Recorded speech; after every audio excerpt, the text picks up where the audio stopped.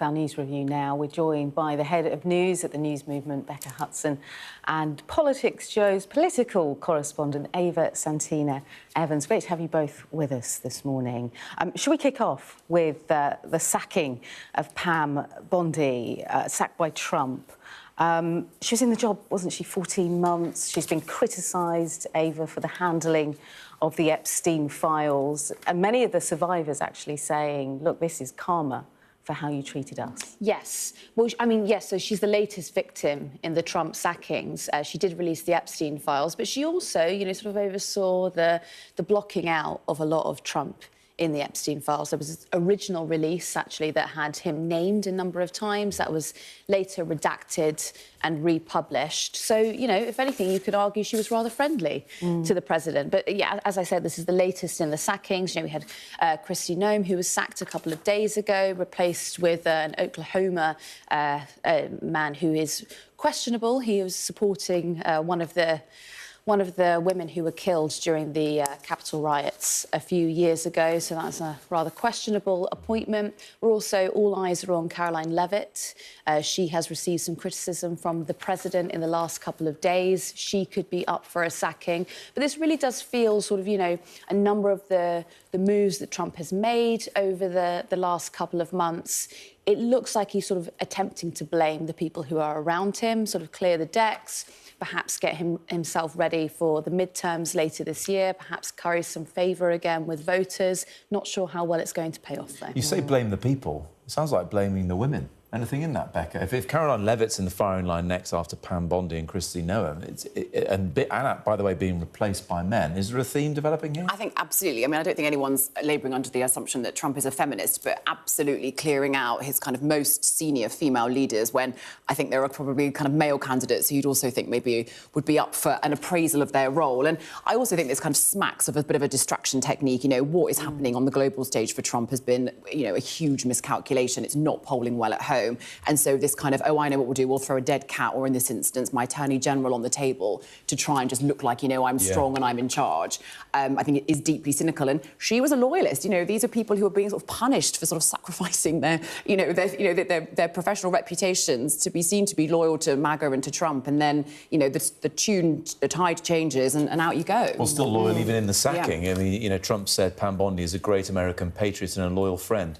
But I'm going to sack you anyway. Yeah. So yeah. Friends like that, who needs enemies? Quite. Becca, let's turn attention to page 4 of today's Daily Mail. The NHS Oval staffing to cover 4, in quotes, unreliable striking doctors. Who's calling them unreliable? Well, it's interesting, isn't it, to call people who are sort of exercising their right around the freedom of labour unreliable, but maybe that's for another TED Talk. So this is Jim Mackey, he's the Chief Exec of NHS England, and looking at kind of overhauling how the NHS can respond and kind of keep the service running, when our doctors, inevitably go on strike. I mean, obviously it's really important that we keep our essential services running, but I feel like this sort of really combative language between kind of unionised workers, the institutions that employ them and government really doesn't help. And, there is a long and lengthy debate around the validity of the claims made by the BMA, etc. But I just think that sort of language is really unhelpful when people, the whole point of strikes is that they're supposed to be sort of slightly unreliable and they're supposed to cause inconvenience. Sure, but people will have some sympathy with that because it leaves on their side an unreliable service, whatever the rights are being exercised. And again, people will see what they've been offered so far. A lot may think that's generous. The resident doctors think they deserve more to get their pay levels taken back to the late 2000s. But using the word literally, the service is unreliable, regardless of who's causing that.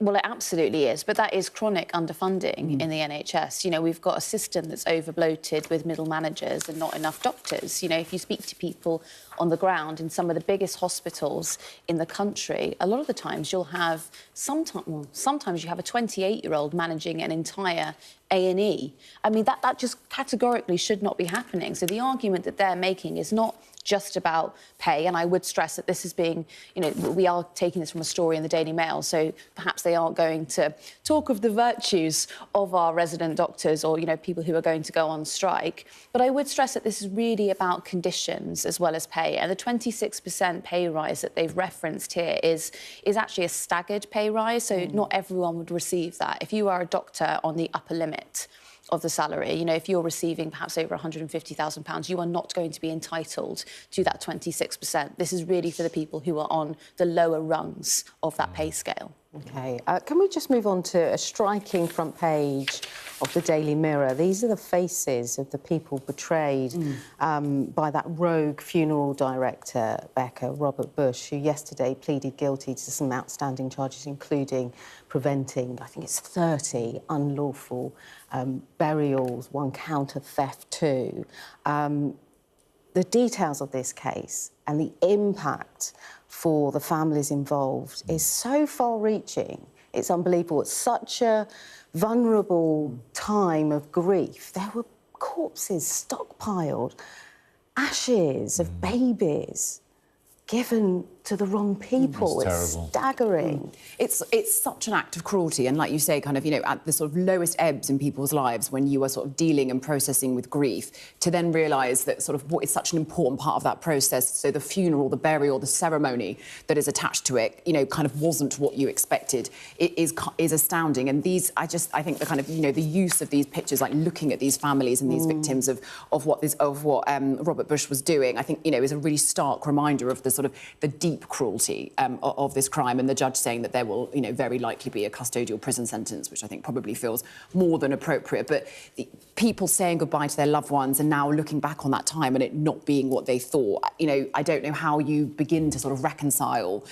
or get over the level of distress that this man would have caused for just commercial gain. It is so powerful, isn't it? Because you hear the statistics, you hear it's 30 people or whatever, but when you see their individual faces, their names, Darren Laws, Liam Carter, Graham Finn, you know, all of them there, that really hits home, doesn't it? You know, people loved these individuals. They miss them. Some of them clearly have died quite young. And to be treated like that is beyond appalling. Yeah, well, I mean, you've got Karen Dry here, who is talking about her parents, and she's not even sure if she's got her parents' remains. I mean, it's just incredibly undignified. A morality argument aside, you know, the commercial aspect of this is astonishing. You know, not to be talked about this in layman's terms, but if you've paid for a service, you should have that service delivered. Yeah. You know, it's just, you know, undignified in the process. There's a lack of regulation, I think, around it as well, isn't there? There's been a lot of talk about more regulation. People can set up in this business with very little red tape to sort out. Let's turn our attention to inside The Guardian, Ava. They say drug exports to the US are going to avoid tariffs. This is under a medicines deal. I'm guessing, I haven't read the piece, but I'm guessing this is because these are medicines that the US needs and therefore is not going to add to the friction of getting them. Yes, so there was this big conversation a couple of months ago where Trump, sort of rather angry, very unlike him, lambasted the UK for the drugs that are imported into the US, and he'd said that, you know, any sort of trade tariff deal would have to involve the NHS and what the NHS pays for drugs that are coming from the United States. And actually, there was an agreement that's reached there. So we are now paying more for American drugs. But this is a real win for Keir Starmer here and the Health Secretary, Wes Streeting, because it now seems that actually our reciprocal drugs that we send to the US will sneak under the tariff barrier. And I mean, as you said, it is very likely because those are essential drugs. And, you know, you've got really big players, really big lobbyists with a lot of money and a lot of power who have likely lobbied on behalf of UK drug makers. But this is a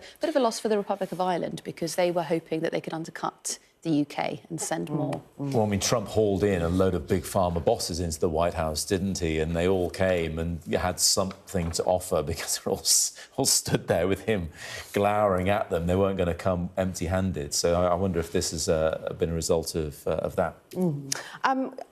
Let's move on to the front page of the Times. We're so used now to Trump firing from the hip, hot, cold. We've heard what he's called Keir Starmer, not that Churchill. But now he's taking aim at Bruce Springsteen. Becca, what's he called him? No one is safe. No. So he's called him a dried prune. So Bruce Springsteen has... How old is Bruce Springsteen? 76. 76. Donald Trump is 79. Yeah, so if there was a dried prune... We're impartial here. So Bruce Springsteen criticising this nonsense around kind of birthright citizenship and this, you know, the kind of nationalism that's sort of leaking out of the White House in a really unpleasant way. And Donald Trump exercising his thin prune-like skin and taking to Truth Social, you know, and calling him a dried-up prune. You know, just this erratic, cruel, schoolboy bully approach that he takes to anyone who dare criticise him. Can't actually counter Bruce Springsteen's very fair and legitimate points around people's rights to retain their citizenship, so has to resort to sort of name-calling and bullying, which is what we're seeing kind of in all aspects of his leadership, aren't we? I wonder if Trump might be another fruit, like an apricot or a mango. He's a slightly different shade. Different hue. Not a prune. I mean, you know, more juicy. I don't know about mango. that. I mean, but it's also such bizarre legislation that Trump is running after here. I mean, America is a nation of immigrants, and they are rather proud immigrants. You know, I mean, we know that Trump is Scottish, and you know he has a lot of Scottish land used for golf courses because he's very proud of his heritage. You know, we've got. All you hear on St. Patrick's Day is how many Americans are Irish. You know, I mean, what point do you draw the line? You know, everyone is an immigrant there. I have to say, Springsteen looks amazing for his age. Yeah. Apparently, it's because he eats, I think, 1 meal a day. Oh, gosh. There's a story shared by Chris Martin of Coldplay saying, "How do you look so good?" And that was because he does that kind of thing. Anyway, I love a bit of The Boss, personally. Yeah. Love Born in the USA. People don't often know what it's about. They think it's cheerleading. It's more like the struggles of America, which maybe some Trump supporters could listen to the words more closely. Let's turn our attention to space. We're loving this space stuff, I'm loving it. Ava, you're not so much. Well, look, I just think there are other things we could be focusing on. You know, to me, like, oh, gosh, to do a sermon this early in the morning. But to me, it just sort of feels, you know, it's a space race. This is a, you know, a show of American might against China. It's sort of, you know, pomp and pageantry. I don't really think it's the most important thing that we've got going on at the moment, you know. But very exciting for them. But actually, Becca chose this story. Yes, so listen. The toilet excited about this story. The toilet broke, didn't it? Yes. And that was a bit... They spent, though, £17 million on this waste disposal system for Artemis 2. Yeah. So it wasn't cheap, and it went wrong. Goes wrong. Previously, not to get too kind of graphic, there was not such sophisticated equipment in place to go to the loo when in space, Ava. So this really is very significant that it sort of broke sort of mid-mission. Yes. But was fortunately tended to by Christina Koch, who's one of the astronauts on board. She sort of, you know, they sort of phoned in some instructions, and she's now kind of space first plumber. And you did make the quip earlier about Hannah in Gorton and Denton. It's just a very big couple of months for plumbers, isn't it? First plumber in Parliament, first plumber in space. Yeah. And they're so cosy in that thing. You're right. There's bigger things going on here on Earth, and you might talk about American. There is a Canadian on board, and it is the first African-American to go out of low orbit and the first woman to go out of low orbit as well. There are a lot of firsts here. And, you know, look, when they've been talking, I can't remember which astronaut it was, but they're saying they're doing it for all of humanity. I'm excited to see what they look at when they go to the far side of the moon. It is exciting. I think my pessimism is that it costs millions. It's just, you know, millions and millions to do this, to put this on. I mean, even the toilet, you're saying, was £17 million. Yeah. You know, I mean... It's not just your regular Armitage Shanks. No, it's interesting because they're strapped in, aren't they, for, what is it, I don't know, like 6 hours before they can unstrap and you know, float around. But they're effectively... They wear nappies. Yeah. For that period of time. So... if they do need to spend a penny, they have a place. Katy Perry would not have done sacrifice. that. Katy Perry on low orbit, she would not have worn a nappy. Well, she was in space for, what, 9 minutes? Probably wasn't nappy worthy, was it? But if you've got to go. If you've got to go, you've got to go. Don't hold it in, girl. We've got to go, as it happens. Not in that way, but we've got to call an end to this fun, and we'll do more again in an hour's time. Thanks both for the time being. You're watching Mornings with Matt and Leah. We'll be back in a moment.